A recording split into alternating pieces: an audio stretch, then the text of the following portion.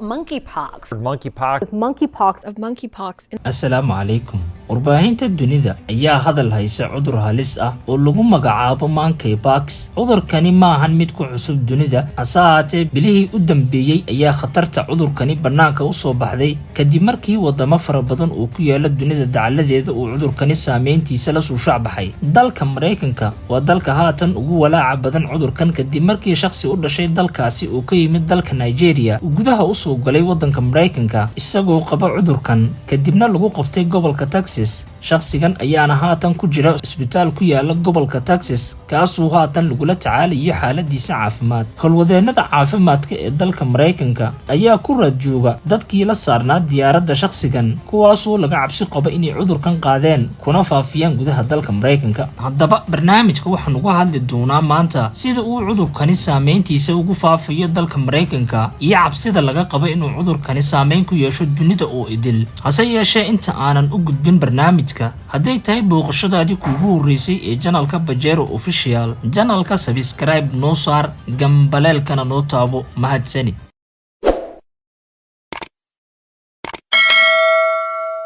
dad ka badan 200 oo ruux ayaa laga raadinayaa 27 gobol oo ka tirsan Mareykanka kadib markii la tuhmay in ay qabaan fayraska dhifka ah ee loo yaqaano monkeypox sida ay sheegeen saraakiisha caafimaadka dalkaasi. Dawladda ayaa ka cabsi qabta in dadkaasi ay xiriir la sameeyeen nin ka soo jeeda gobolka Texas oo horaantii bishan cudurka ka keenay dalka Nigeria. Ninkaas oo la aaminsan yahay inuu yahay qofkii ugu horreeyay ee cudurkaasi la tagay gudaha Mareykanka tan iyo sanadkii 2003 ayaa la dhigay isbitaal waxaana lagu soo waramayaa in xaaladiisu ay wanaagsan tahay haatan. Ilaa hadda ma jiraan kiisas fayraska ku saabsan oo la diiwaangeliyay ama si toos ah loo arkay. Xarunta xakameynta iyo ka hortagga cudurrada dalka Mareykanka ayaa sheegtay inay ka walwalsan tahay rakaabkii la socday 2 duulimaad oo uu ninkaasi raacay ay qaadeen cudurkan monkeypox.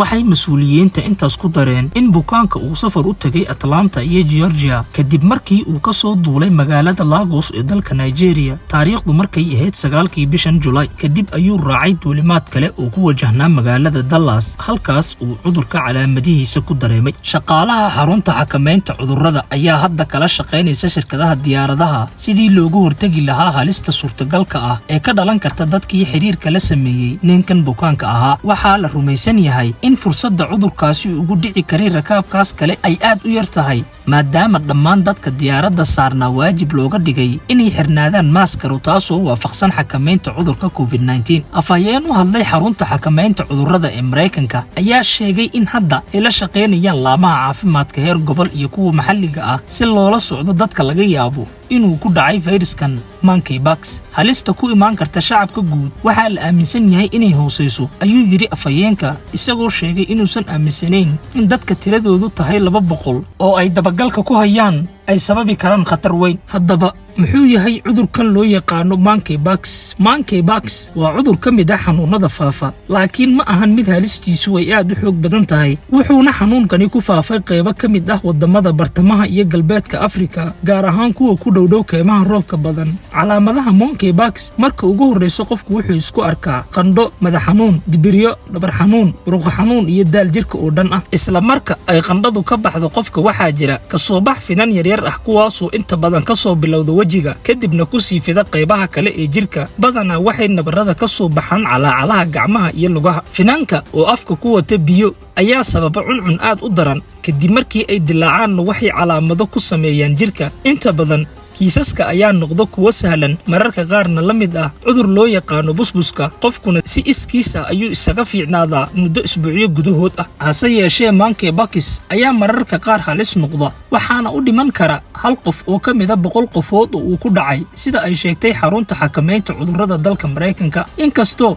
uu yahay cudur aan meelo badan gaarin markii ugu horeysay Mareykanka waxaa lagu arkay sanadii 2003 xilligaas oo la xaqiijiyay 47 kiis waxaana la xiriiriyay inuu ka yimid xilligaas jiir wadanka loo soo dhoofiyay. waxaana intaa ku soo koobayaa sheekadii cudurkan halista ah ee lagu magacaabo monkeypox. intaan ku kulmayna barnaamij noocan oo kala ah sidaa iyo nabadgelyo.